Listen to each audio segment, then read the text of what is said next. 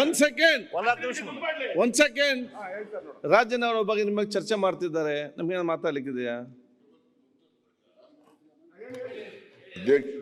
ಮಾತನಾಡಬಾರ್ದು ಅಂತೇಳಿ ನಮ್ಮ parliamentary minister ಕೂಡ ಪ್ರಸ್ತಾಪ ಮಾಡಿ ಹೇಳಿದ್ದಾರೆ. ಮುಖ್ಯಮಂತ್ರಿಗಳು ಬರ್ತಾರೆ, ಅದ್ರ ಬಗ್ಗೆ ಏನಿದೆ ಅಂತ ಹೇಳ್ತಾರೆ. ಆದರೆ ಅಶೋಕ್ ಅವರು ವಿರೋಧ ಪಕ್ಷದ ನಾಯಕರವರು, ಅವರು ನೀವು ಹೆಂಗೆ ಕೂತಿದ್ದೀರಾ, ಇಲ್ಲಿ ಹೆಂಗೆ ಕೂತಿದ್ದೀರಾ, ನೀವು ಸೀಟ್ ಅಲಾಟ್ ಮಾಡಿದಿರಿ, ಸೀಟ್ ಅಲಾಟ್ ಮಾಡಿ ಸೀಟಲ್ಲಿ ಕೂತಿ ಅದನ್ನ ಪ್ರಶ್ನೆ ಮಾಡುವಂಥ ಕೀಳು ಮಟ್ಟಕ್ಕೆ ನೀವು ಹೋಗ್ಬಾರ್ದು ಅಂತಕ್ಕಂಥದ್ದು ನೀವು ಅದನ್ನು ಅರ್ಥ ಮಾಡ್ಕೋಬೇಕು. ಹೆಂಗೆ ಕೂತಿದ್ದೀರಿ ನಾಚಿಕೆ ಇಲ್ವಾ ನಿಮಗೆ ಅಂದರೆ ನನಗೆ ನಾಚಿಕೆ ಇಲ್ಲ. ಅಂತಹ ಕೀಳು ಮಟ್ಟದ ಮಾತುಗಳನ್ನು ಆಡ್ತಿರಲ್ಲ, ನಿಮಗೆ ನಾಚಿಕೆ ಆಗ್ಬೇಕು ಅಂತ.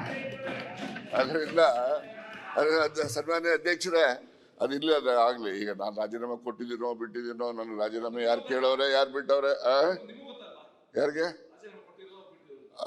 ಈಗ ಅಧ್ಯಕ್ಷರೇ, ಮುಖ್ಯಮಂತ್ರಿಗಳು ಬಂದ ನಂತರ ಅವರು ಸ್ಟೇಟ್ಮೆಂಟ್ ಮಾಡ್ತಾರೆ ಅಂತೇಳಿ ನಮ್ಮ ಸಂಸದೀಯ ಸಚಿವರು ಹೇಳಿದ್ದಾರೆ. ಅದಕ್ಕೆ ಬದ್ಧನಾಗಿರ್ತೀನಿ.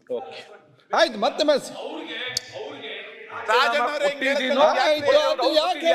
ಬಿಡಿ, ಅವ್ರಿಗೆ ಬಿಡಿ, ನೀವ್ ಹೇಳ್ದಾಗಲೇ ಹೇಳ್ಬೇಕು. ಯಾಕೆ ನೋಡಿ, ಮತ್ತೆ ಕೇಳ್ಬೇಡಿ. ಅವ್ರಿಗೆ ಪಾಸಿಬಲ್ ಅದು, ಅವ್ರಿಗೆ ನೀವೇ ಚರ್ಚೆ ಮಾಡ್ತೀರಿ.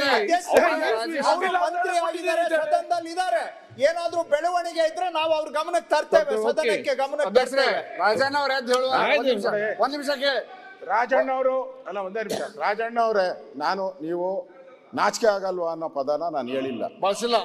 ಇಲ್ಲ ಇಲ್ಲ ಇಲ್ಲ ಇಲ್ಲ ಇಲ್ಲ ಕೂತಿದ್ದೀರಾ ಅಂತ ಕೇಳಿದ್ದೀನಿ. ನೀವ್ ಯಾಕೆ ಮಂತ್ರಿ ಅಲ್ದವರು ಅಲ್ಲಿ ಕೂತ್ಕೊಂಬಾರ್ದು ಅನ್ನೋ ದೃಷ್ಟಿಯಿಂದ ಕೇಳಿದ್ದೀನಿ ಅಷ್ಟೇ. ನಾನು ಅದ್ ಬಿಟ್ಟು ಬೇರೆ ಏನು ನಾನು ಹೇಳಿಲ್ಲ, ಅದೇನು ಹೇಳಿಲ್ಲ ನಾನು.